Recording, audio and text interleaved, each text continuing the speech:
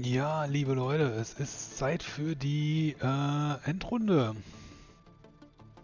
Und zwar habe ich heute schon wieder einen Hardcore-Sucht-Marathon hinter mich gebracht. So, kurz nochmal konzentrieren. Es ist jetzt Zeit für das letzte Stündlein. Hat nämlich schon längst geschlagen. Ich bin ein bisschen über die Zeit und auch entsprechend erschöpft, aber kreative Erschöpfung. Es gibt nichts Geileres als kreative Erschöpfung. Ich sag's euch, wie es ist. Es ist einfach mega. Und ihr werdet gleich mit mir ein bisschen durch die City wandern, beziehungsweise den Stadtteil, den ich heute besonders mir vorgenommen habe. Das ist Levers Reihe gewesen. Zeige ich euch gleich nochmal kurz in Ruhe. Ganz gemütlich auf jeden Fall. Was da so passiert ist, was da so nicht passiert ist, was geplant war, was nicht geplant war. Wurde auch einiges ausprobiert. Ja, so mit ein paar Visionen und Blick nach vorne erweitert sich das ganze Konstrukt so nach und nach, merke ich. Ich bin immer wieder fasziniert davon, wie sehr sich das verselbstständigt, was da für eine Dynamik drin steckt, was Kreativität eigentlich ist. Ne? Ja, dann chillt noch eine Runde mit mir und genießt die kleine Tour. Jo, und wir machen da weiter, wo wir es jetzt mal aufgehört haben, nämlich hier in der Mitte der Gesellschaft, des Imperiums. Ich zoome mal bewusst ganz langsam raus, damit ihr nochmal ein Gefühl dafür bekommt, wie riesig diese Map eigentlich ist. Ihr werdet aber auch schon gleich erkennen, in welcher Ecke da besonders was dazugekommen ist. Nämlich oben links, das seht ihr jetzt, das ist in dieser etwas orange leuchtenden Gebäude. Levers Reihe, da zoomen wir gleich rein. Die Sea-Ville, die Container-Ville, ist heute nicht im Fokus gewesen, genauso wenig wie der Tokyo 3 District, der sich hier abzeichnet. Und auch das Zentrum ist nichts passiert. Ich habe noch ein bisschen Straßen verlegt, wenn wir jetzt mal nach außen blicken, was außerhalb des bebaubaren Gebietes passiert ist. Dann wird man sehen, dass Straßen gelegt worden sind und auch ein Vehikelport, so nenne ich es ja hin und wieder mal gerne, so angelegt wurde, nämlich hier irgendwo, da, dass die quasi, also dass der Zeppelin jetzt ganz weit draußen ist. Ah, man sieht ihn, jetzt sehe ich ihn auch erst, also hier an der Stelle sieht man ihn. Da fahren wir mal rein und ich setze mal das ganze Szenario jetzt in Gang hier oben auf dem Play-Button und verberge das Interface. So sieht's aus. Also, ich mache mal eine ganz kurze Runde durch Levers Reihe. So heißt der Gebäudetyp District, den wir ja ursprünglich so als das kapitalistische Zentrum hier dieser utopisch-dystopischen Stadt gesehen haben. Ein bisschen martialisch auch, habe ich am Anfang gesagt. Und daran habe ich mich orientiert. Ich habe mir das nochmal in Erinnerung gerufen, was das eigentlich ist, was hier für Leutchen wohnen, wie die so drauf sind, was die für Vorstellungen haben von der Welt und also so ein bisschen aktuelle politische Lage auf der Welt möchte ich auch quasi hier durch diese Fraktion jetzt mal völlig wertfrei erstmal sozusagen wiedergespiegelt sehen. Das war so ein bisschen die Intention. Deswegen kommen auch noch ein paar markige Sprüche hier und da als Neonschild. Das werdet ihr euch nicht wundern. Wir sind hier in einem kreativen Raum, in dem jede Meinung frei geäußert werden kann. So, ja, aber Neonschilder, wie gesagt, die kommen erst ganz zum Schluss, worauf ich mich echt am meisten freue. Ich habe heute in kleinen Ecken gewerkelt. Was habe ich gemacht? Ich habe experimentiert, das auch. Also ihr seht, hier ist auf jeden Fall schon wieder, hier ist schon viel Leben in die Bude gekommen. Gerade hier vorne sieht man am Eingang auch, bewegt sich was, nämlich die Einwanderungsbehörde. Eis.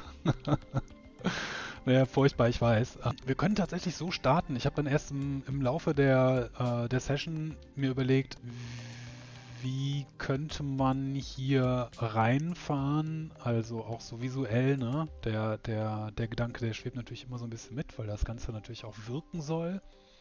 Und so bin ich auf die Idee gekommen, in die Mitte dieses Districts hier einfach so ein repräsentatives Gebäude zu bauen. Ob das jetzt ein Gerichtsgebäude ist, ob das eine Behörde ist, ob das eine Bank ist, ob das ein, ja, ich sag mal, Rathaus ist. Wenn man da so drauf zufährt, dass man so ein bisschen eingeschüchtert wird von dieser Fraktion, die da drüben haust, die sind nämlich so ein bisschen so leicht autoritär angehaucht und ein bisschen beängstigt. Deswegen, man sieht hier links und rechts sind auch Geschütztürme dazugekommen. Also hier, da und da drüben.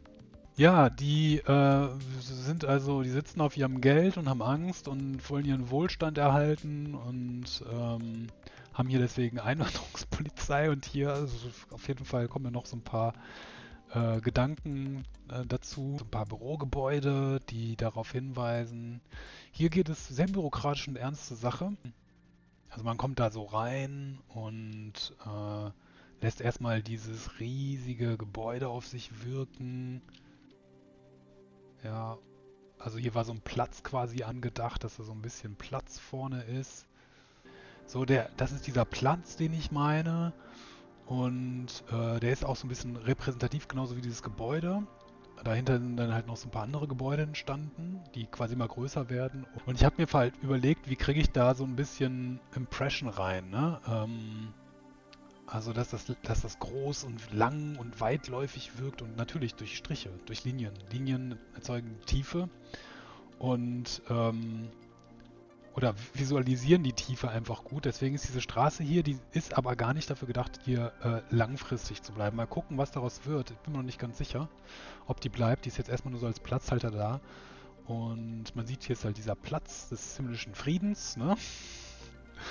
Nun gut, also lange Rede, kurzer Sinn. Ich habe dieses Areal hier angelegt. Das war jetzt so das Repräsentative, das musste mittig sein. Ich dachte mir, das ist erstmal das Wichtigste, dass man so einen Ausgangspunkt hat und dann würden quasi hier drumherum so ein bisschen noch größere Gebäude entstehen, also so bis mittelgroße Gebäude bis große. Und hier vorne im Vorfeld, das ist so die Vorstadt, also das Kleinbürgertum vielleicht, das was hier haust und es ist ein bisschen dunkel, ne? Ich glaube, ich drehe nochmal ein bisschen an der Helligkeit. Wir können mal ein bisschen Nebel reinbringen. Nebel ist auch ganz nicer Effekt. Tageszeit ist eigentlich okay. Sonnenintensität. Ja, wir können es ein bisschen heller machen, definitiv. Ja, also die Vorstadt ist auch ein bisschen entstanden, inklusive hier der ÖPNV. Der ist aber noch extrem im Aufbau. Also hier wurde schon überlegt, wie könnten Stationen aussehen. Wie gesagt, mit denen habe ich dieselbe Herausforderung wie mit den Straßen. Darum werde ich mich noch kümmern. ÖPNV ist aber wichtig, ist genau das, was hier maßgeblich sein soll, eigentlich überall. Also in der Stadt habe ich mir überlegt, weniger Straßen. Der Gedanke dahinter ist, wenn man von außerhalb der Stadt kommt, ist das völlig okay. Da kann man auf der Straße, auf der Magnetschwebebahn von Elon Musk anreisen mit seinem Magnetauto.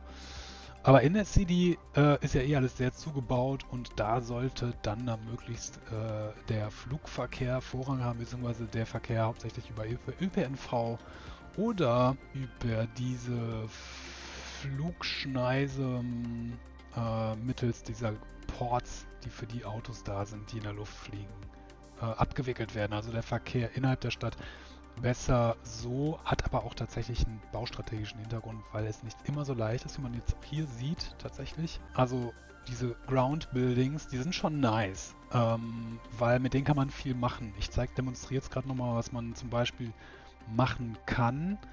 Erstens kann man die erasen, man kann die komplett weglöschen. Dann hat man Black, ne? Will man aber nicht unbedingt, wenn man so ein bisschen City-Feeling haben will und dann kann man die wieder hervorheben mit diesem Pinsel hier. Und dann, und das ist das Entscheidende, das bringt auch nochmal Licht im wahrsten Sinne des Wortes ins Dunkle, kann man hier mit so einem Lichtpinsel eben Neonschilder anbringen. Und das ist nice. Und wenn man dann so Straßen hat und da sich mit der Führung auseinandersetzen soll, ja, ne, die Straßenführung soll authentisch sein, das ist zumindest mein Anspruch. Das heißt nirgendwo kollabieren mit irgendwelchen anderen Gebäudetypen. Und das passiert halt schnell. Das passiert super schnell. So wie hier. Ja.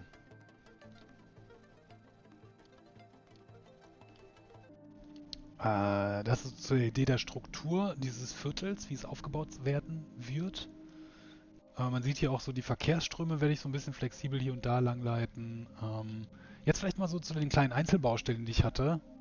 Ich glaube, das da hinten lasse ich mal unerwähnt. Das ist einfach nur mal so eine, noch eine Kreuzung, so eine Idee, die in keinen großen Worten erwähnt werden muss. Aber das ist quasi auch nochmal so ein Mainstream-Traffic-Stream quasi angelegt wird, stelle ich mir so vor. Genau, und hier mal so testweise auf einem der Mauern auch, dass da so ein bisschen, auch da nochmal ein bisschen Leben reinkommt. Ihr seht hier diese Straßen, die gehen ziemlich weit raus, wie man hier sehen kann. Nice, ich sehe schon gar nicht mehr das Ende, weil ich den Nebel so dicht habe. Ja, dann habe ich den Flughafen einfach mal ein bisschen erweitert. Und zwar mit Buildings, die ich da reingesetzt habe. Der sah ja vorher aus wie halt das Terraport. Das sind diese kreisförmigen Gebäude mit den Start- und Landebahnen, wo ja auch ständig ordentlich viele Shuttles abheben, wie man sieht, wenn ich mal so ein bisschen gegen die Sonne filme. Und hier habe ich tatsächlich doch, das habe ich heute gelegt, jetzt erinnere ich mich auch wieder. Also die Straßen, die hier so reinführen, die kommen quasi an der anderen Seite raus wieder. Die eine führt so ein bisschen in die City. Hier, also auch nicht viel, weil wie gesagt, viel Straßen wollte ich in der City nicht haben. Die führt hier einfach in den Tower rein, in so eine Art Parkplatz oder so. Könnt ihr euch überlegen, was euch am besten gefällt von der Idee her. Ja, und da unten ist so ein bisschen Mall District, da können die Leute dann einkaufen gehen, die parken da schön und dann gehen die da einkaufen, meinetwegen, so, oder meditieren. Und die andere Straße, die führt tatsächlich auch nochmal zum Flughafenkomplex, die kleine. Die führt hier rein, bis nach da hinten. So, und da wird halt Mama und Papa verabschiedet und wer weiß, wer noch, Hund, Katze, Maus. Viel ist hier sonst nicht mehr passiert. Hier ist schon sehr viel passiert, aber sonst nicht viel mehr. Hier habe ich auch nochmal einfach andere Gebäudetypen aus anderen Districts verwendet, die jetzt zum Beispiel, also das hier ist Civil Architektur tatsächlich und das hier ist Eden, oh Gott, New Eden. Ja, passt einfach, weil das so von der Form her irgendwie sich sehr gut fügte an den Flughafen. Hier, diesen Tunnel habe ich noch nicht geschafft zu bauen. Der kommt noch. Aber ganz sicher kommt er noch. Nur hatte ich heute keine Nerven dazu, mich damit zu befassen. Aber ich denke mal, bei der nächsten Session werde ich diesen Tod sterben und mich mit dieser Frickelsarbeit auseinandersetzen, wobei ich auch sagen muss, ich werde immer besser darin und auch kreativer, was diese Übergänge angeht. Ich zeige euch das in einem Beispiel an einer Mini-Baustelle. So, es ist hier quasi auch ein Durchgang durch so eine Röhre. Boah. So. Ja, den habe ich heute gebaut. Das ist so ein bisschen Frickelsarbeit gewesen, aber ganz nett, ganz schön. Das hat Spaß gemacht. Also tatsächlich ist hier Levers Reihe auch nochmal einen Ausgang gewährt. Mehr oder weniger so in dem Übergangsbereich, aber ich hatte ja beim letzten Mal schon gesagt, dass die sich hardcore abkapseln und auch keinen Kontakt, vor allem nicht zu den Hippies hier haben wollen. Die sind hier nämlich viel zu liberal. Am besten bauen wir hier noch eine fette Kanone hin, die dann voll auf das Rathaus der Hippies irgendwie zielt oder so, was gemein ist. Die Verkehrsströme werden hier noch ein bisschen gelegt, genau. Und ansonsten, also ich habe hier mit Gebäudetypen nochmal ein bisschen experimentiert. Das hier sind zum Beispiel zusammengesetzte Gebäude. Mm,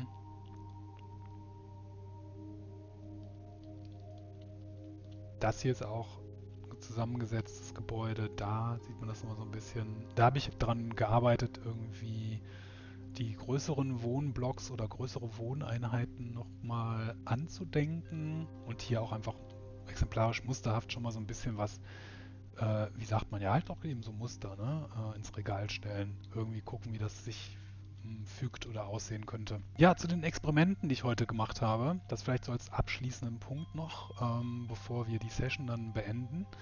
Hier so ein Knotenpunkt. Ich hätte gerne mehr Röhrenelemente und die würde ich auch gerne flexibler einsetzen. Sieht halt so ein bisschen hässlich aus. Das kann man quasi skalieren hier, wie man möchte. Also jetzt nicht direkt, das war schon Frickelsarbeit, das hier zusammenzusetzen. Ganz ehrlich, Leute, das hat mich ein bisschen Zeit gekostet. Aber ich war neugierig, ob das so funktioniert, wie ich mir das vorstelle. Wie gesagt, Röhren hätte ich gerne ein bisschen kürzer. Und es hat funktioniert. Es hat tatsächlich funktioniert.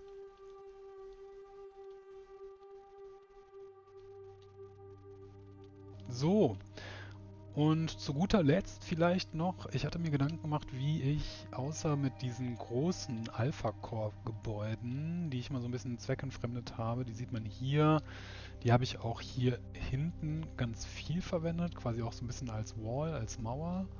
Die sind ganz schön, weil die sind von der Architektur sehr puristisch. Das heißt, die haben viele freie Flächen, wo man Röhren draufsetzen kann, ohne dass es kacke aussieht, weil die vorhandene Texturen oder Strukturen unterbrechen. Ne?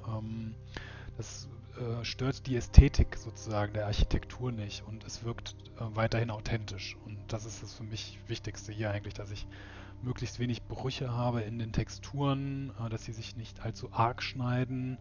Und wenn sie das tun, dass es irgendwie noch halbwegs annehmbar aussieht. Also so hier zum Beispiel sieht man auch, da sind schon Brüche drin, aber es sieht noch einigermaßen geschmeidig aus. Ne? Das hier ist ja eigentlich ein Gebäude. Es gibt ja jetzt nicht extra Geschütztürme oder Wachtürme, die sind ja auch hier in der Mauer schon integriert. Aber die kann man natürlich trotzdem nochmal hier so als Strukturelement zusätzlich reinziehen. Das ist das Schöne im Spiel, dass man hier super viel flexibel platzieren kann und das eben nicht kollabiert, das heißt miteinander kompatibel ist.